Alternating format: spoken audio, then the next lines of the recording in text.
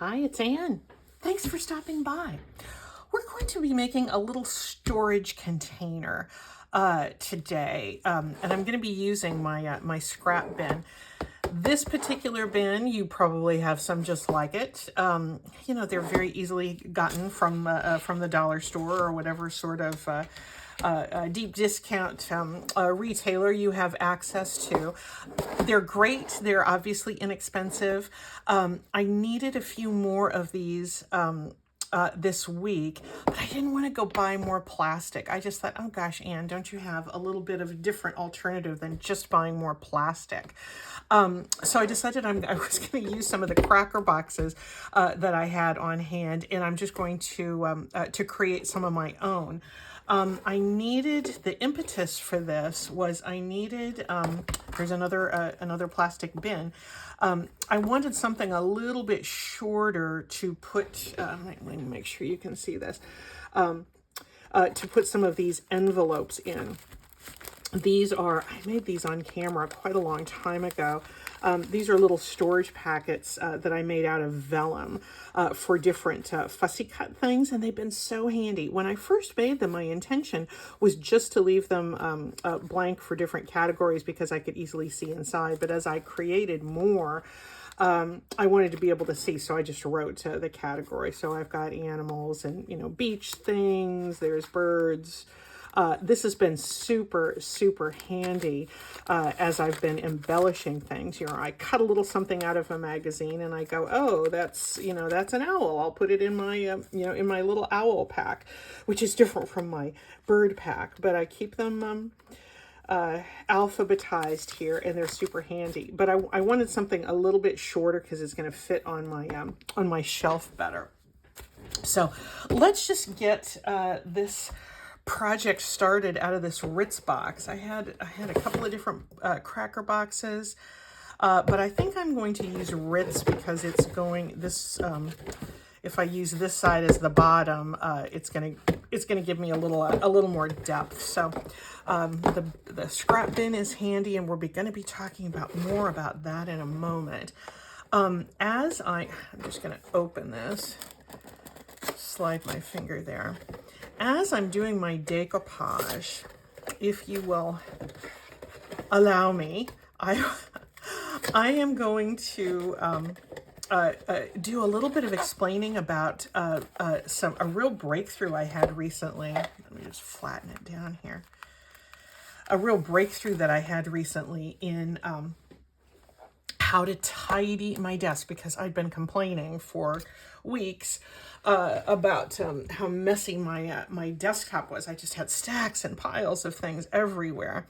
I'm just going to use my long scissors and cut along this seam, because this is the side that has the join in it, and that's the part that I want to get rid of.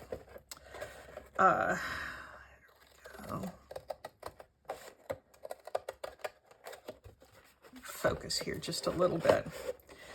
Anyway, it seems like overkill to have a process for tidying up.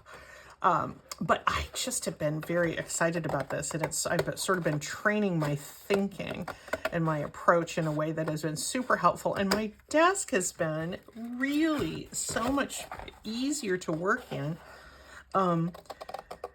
because I've gotten rid of all the piles of stuff. Now, the only downside is that I can't just reach into a pile and pluck out some sort of embellishment or something, but it's okay because I know where everything is. I might throw this away. Is that a shockaroo? I think I'm just going to put that in the recycling. There, now I'm going to put scraps over this whole thing, including the little end parts, because we're going to fold it back together. It's going to basically form, that's going to be the container. Although that might actually be a little bit tall. Yep, I'm going to cut it down a little bit. That's okay. I can do that. I'm going to cut 1 inch off of each side. How about that? Anyway, so I'm just going to talk a little bit about this approach that I now have to tidying up. And I'm going to show you, I actually have some notes. The first thing, if you have a desk like mine, and you feel like tidying up. And guess what, friends? First of all, you don't have to tidy it up. If you are comfortable working, you know, with a lot of excess stuff around you, because there can be advantages to that. If you want to keep working that way and that's your creative inspiration, you do you. Nothing says you have to have a really clean desktop. And mine, I still have plenty of stuff around it, but it's, you know, it's the stuff that I want to have there and not the clutter. There we go. Is this, yeah, this is this ruler is an inch wide, so I'm just going to use the ruler as my marker on this side. Anyway, if your desk is a big mess and it's driving you nuts, what's a good way to start cleaning it up and to continue to maintain that cleanliness? I'm going to bring in some notes here. You put away the equipment. Scan your desk and what equipment is there. That's the first thing. That is, you know, if you remember nothing from this video other than the word equipment, I hope that that is it. So what do I mean by equipment? I mean anything that's hard that you're not going to consume. Any kind of tool like this. So it's your rulers, your scissors, your knives, your little cutting you know, trimmers. It is, let me come in here with this. The paint brushes, any kind of tool, you know, your pencils, your pens, get those put back into some sort of designated spot. Now this assumes before you get into the tidying, you know, you need to have designated a spot for most of that stuff. So the success of this this tidying process does depend on you having a designated spot for your stuff. I'm going to be talking a little bit more about, you know, some of the categories I have for my stuff when it's organized or when it's when it's tucked away. So this again is a process for tidying. This is not an organizational tip. Look for the equipment. It is amazing when you've put the scissors away.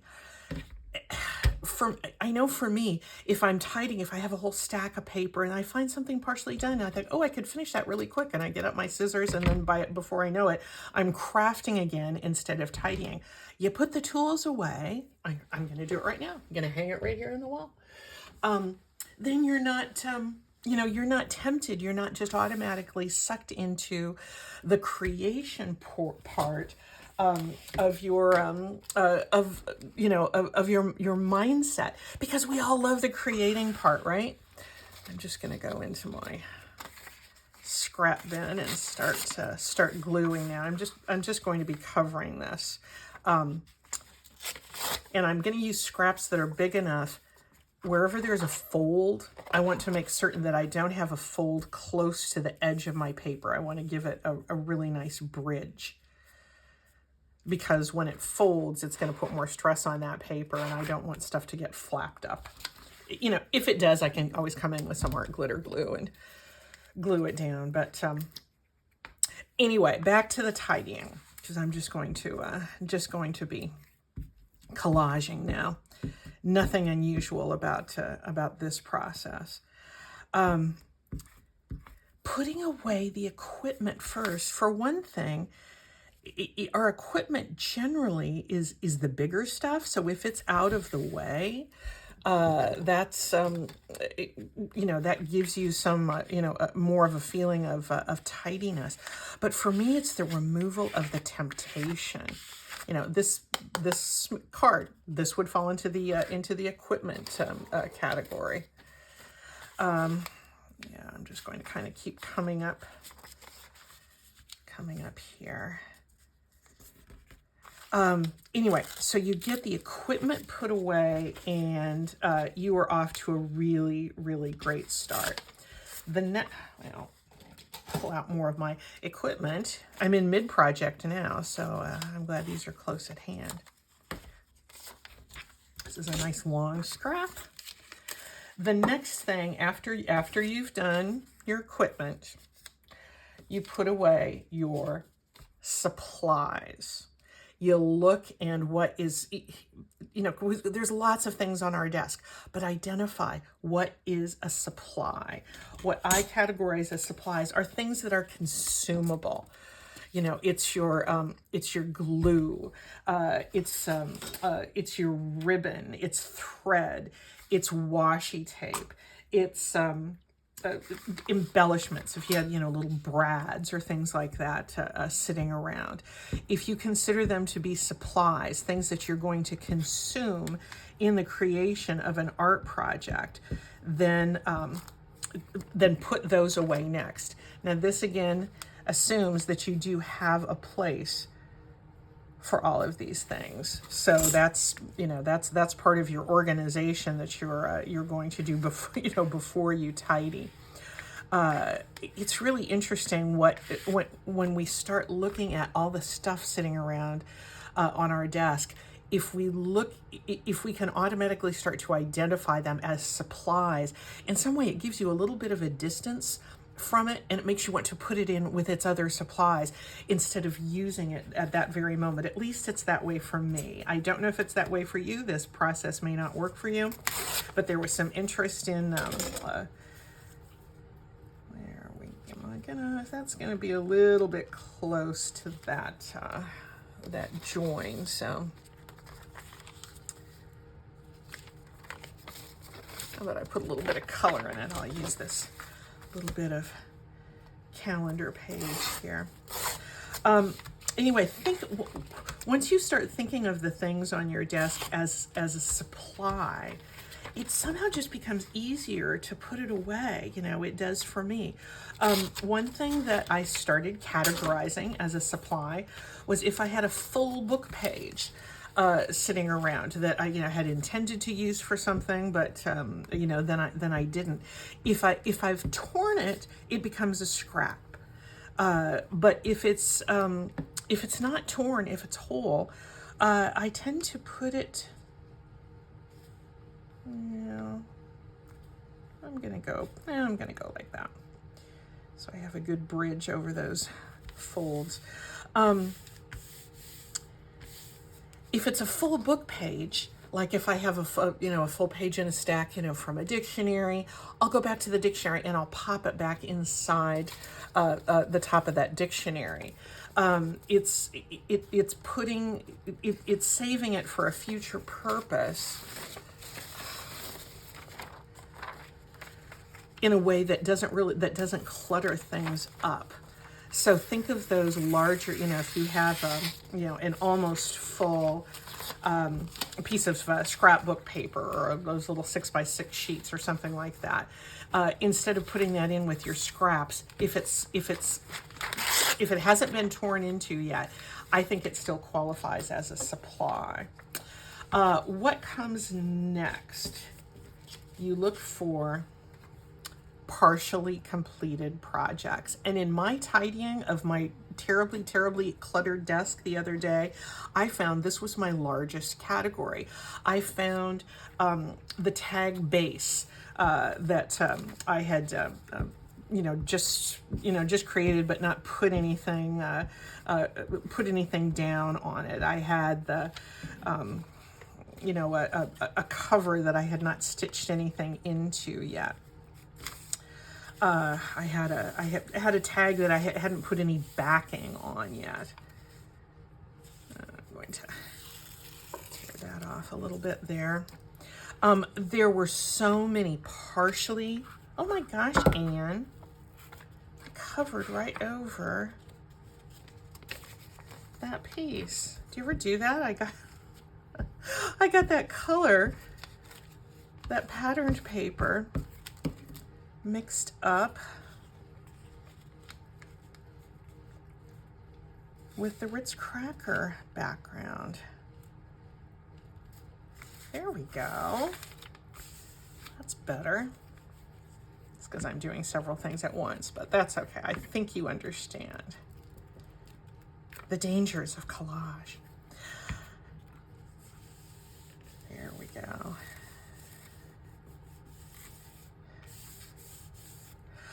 Anyway, identifying those partially completed projects and putting them all together. I have a couple more, bins like this, and maybe I'll use some like this. That'll be for those partially completed things. They're too much, along their way to be considered supplies. But yet they, they're not ready to put in a journal yet. So anyway, so I look for those partially completed projects. The next thing I do, and this seems like it would be the biggest category, but in terms of volume, it's not the biggest. The biggest in terms of volume was the partially completed projects. The next thing I look for is scraps. And I divide them into two categories, plain and patterned. Plain are, obviously things that, you can write on, you can use for the backing, journaling space. They might be different colors, but they're things that you can write on and have a good surface for that. And everything else is pattern. And that includes book page, that includes, these things that I'm working with right here.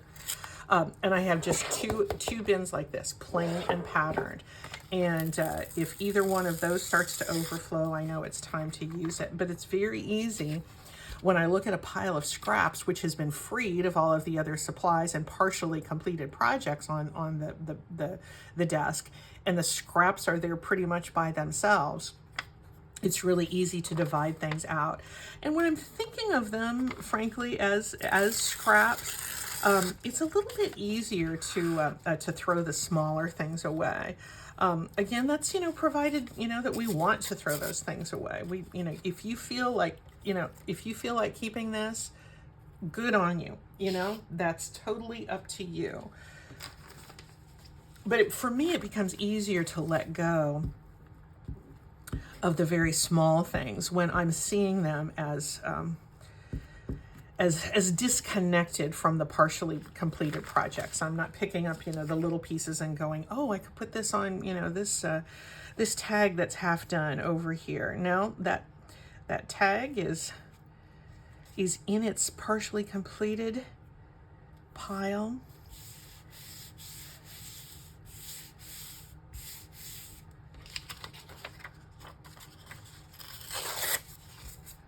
And it's just easier to get rid of things when you're sort of putting them into those categories.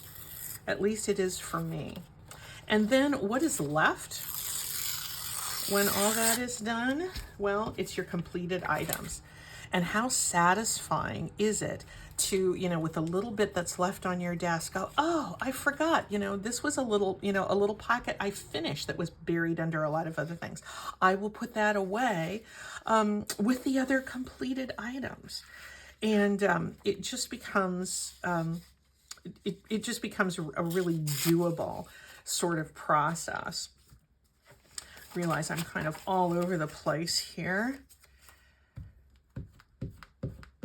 But since I really cleaned my desk well and hit on that idea of identifying the equipment, getting rid of the equipment first, it just has really been a game changer for me. Every time, I get up and leave, dinner's ready, I have to go out and run errands, I'm tired of crafting.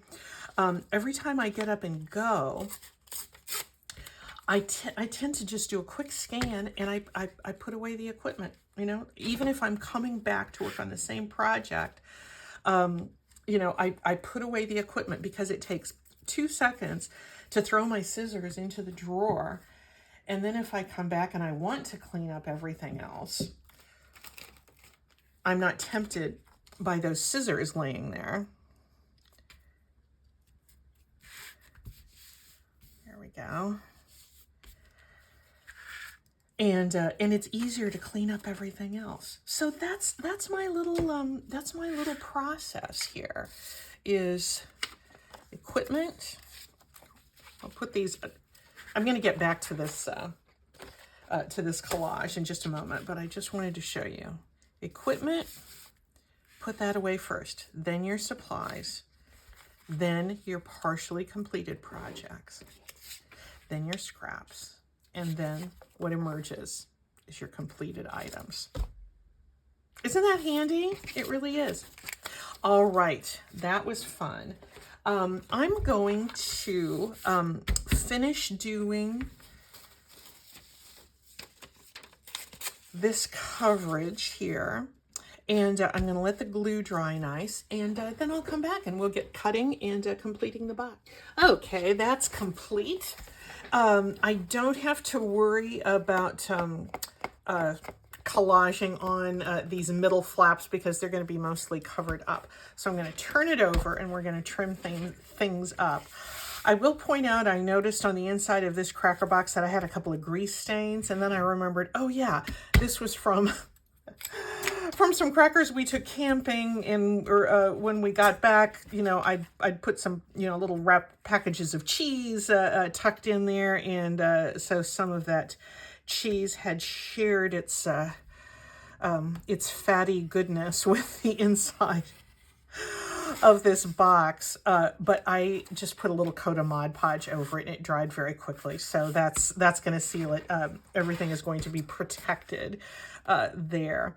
I could have collaged on the inside of this box too, but you know, this is just a little something that's going to be sitting on my shelf. It's not going to be a showpiece, so I didn't worry about collaging on the inside. But if you have something where you're going to be seeing, you know, down into those edges a little bit more, you might want to do some more decorating or paint or something like that.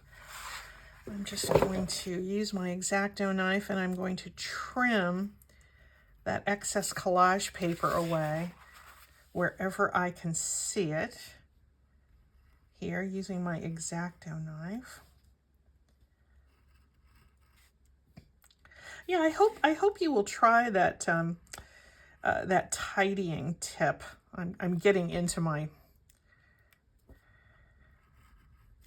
cracker box there a little bit more than I wanted to, but it really is fine. Just pull that away. The tip, you know, it works best when you do, you know, have your organizing already done, and that can take a long time. I will tell you, I have all of my books are in the same area, and books are a supply. They're on the supply list for me because they're, you know, I consume them. I have one cabinet. I'm not going to give a tour. You know, my craft space is not tour worthy. That sounds like I'm being judgy against myself. I'm not, but you know, we know, and you know, it's not a showpiece scenario at all. But I have one cabinet that has in its drawers, I have a lot of big Ziploc bags, larger than normal Ziploc bags that have things like blank pages. You know, those are some of my supplies. Pages that that I've pulled out, fly leaves that I pulled out of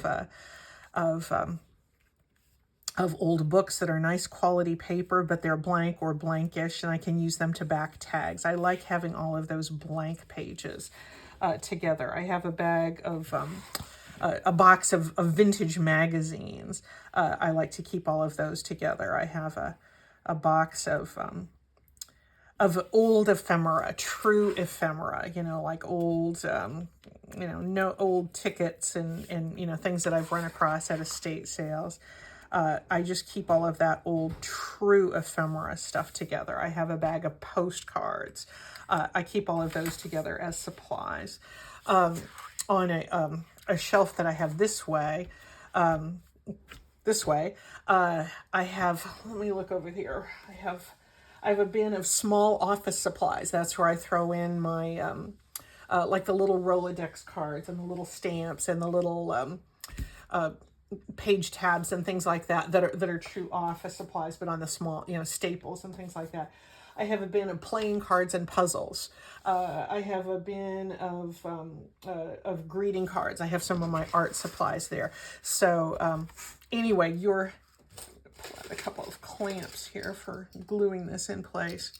So your space, you know, once you've designated spots for things, you know, it's going to be what makes sense for you.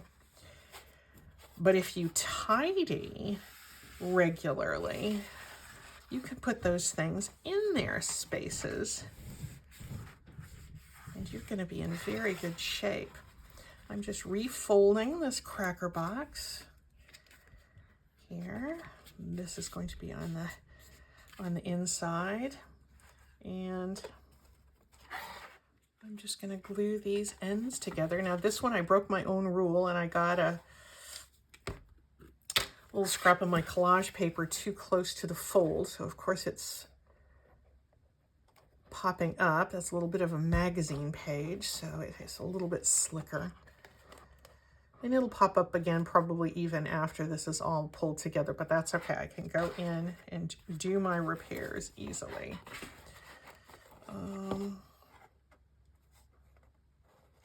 Yeah, it looks like I think art glitter glue ought to be enough. I might, if it seems like it's not holding, I'll go back and redo it with some of my 3-in-1 glue. Well, that couldn't be more crooked. Yeah, I got a little bit too much there.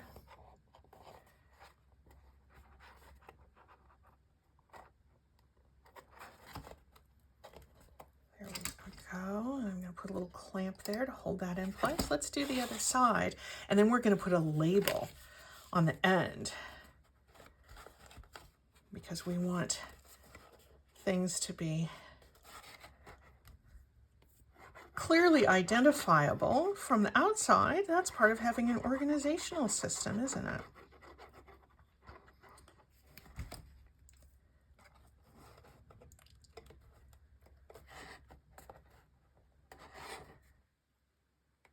Try to get that as straight as possible, so I've got some good angles. I'll just sort of hold that in place. And actually, while I'm doing that, I'm going to come in here and, I don't know if you can see, I'm just going to kind of give that a little courtesy gluing there to hold that in place. So there's a little bit of this going on.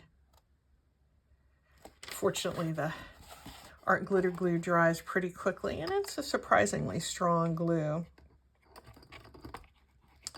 Little glue scattering. And here, out of a Ritz cracker box, is a new little storage container that meant I am not adding any more plastic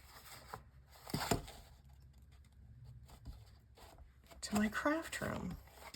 There's another one of those little sticky uppy parts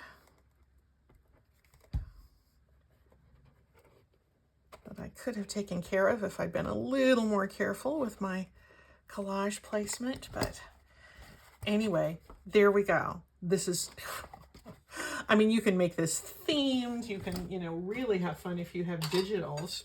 I have one, I think that's from a digital. Everything else is from old book pages. And I'm going to go ahead and distress the edges because we like that, don't we? And then we're going to put a little label on the end.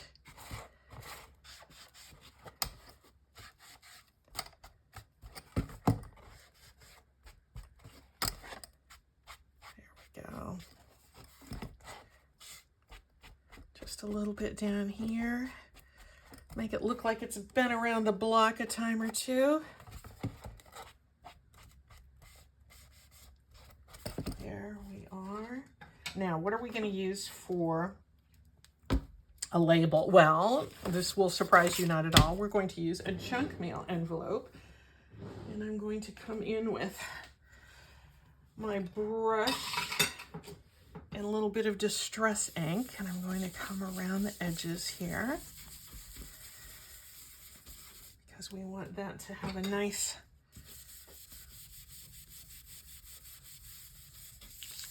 vintagey kind of look. And the acetate in there is going to be the window. So let's, heaven knows I have no lack of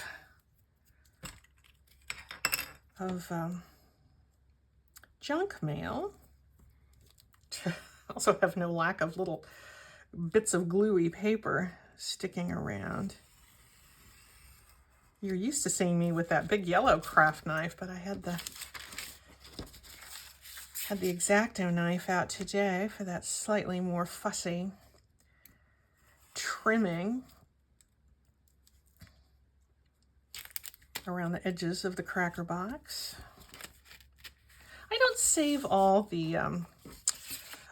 my food packaging. I save a lot. I've been thinking about doing just a whole, you know, really junky junk journal out of, you know,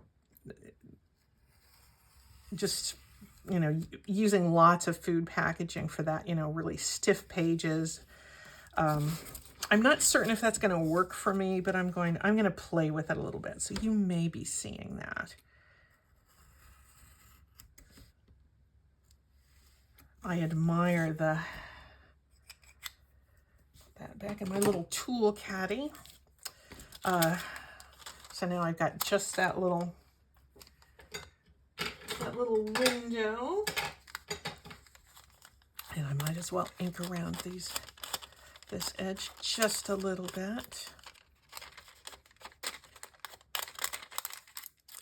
Anyway, I'm always fascinated by the YouTubers that, you know, just use that packaging, food packaging, junk in a way that just looks so cool. You know, if you like the grungy aesthetic, that is something you're going to, you know, really be into. And, you know, maybe that's not your thing, but that's, you know, there's room for lots of different styles in this junk journal world, aren't there? And I'm just wrapping this little, this is probably perilously close to you. You can see how I'm just sort of wrapping it around the edge. And it's, yes, part of it is going to be showing on the sides, and I am fine with that. And we're just going to put a little glue here on these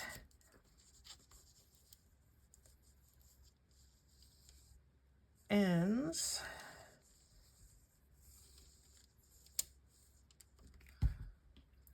And glue just on the bottom. And then there we go. It's going to be open at the top.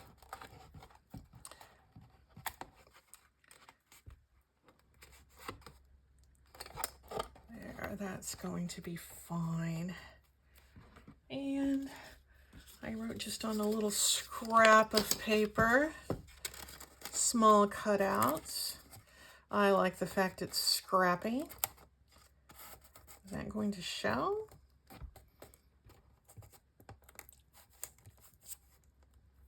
Yeah, I got a little bit too deep. It's going into the gluey part. Let's try that again.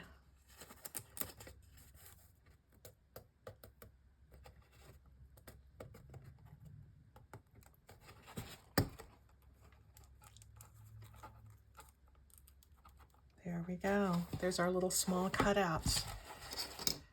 I think that should be good enough. And will these fit in here? I've got so many. Yeah, I do really like these little vellum pockets, but I will show you a really, really good alternative. This was an idea I got from Crafted by Christy. She did the exact same thing, but she used window envelopes, cut them off and sealed them, and they're the same kind of envelope that you can easily use for those small cutouts. So let me get the rest of my little collection in here, and that is going to be fine on my shelf. And this is going to be sticking out, and I'm going to know exactly, this is part of my supplies again, and this is going to be really easy for me to pull out, to put temporarily on my desk while I'm, you know, looking for small cutouts, and then I can tuck it back away on my shelf. Anyway, that's my little organizational thing there with that box in the process for making something, and your tip on how to tidy your craft space. Start with equipment. Thank you so much, guys, and we will see you soon.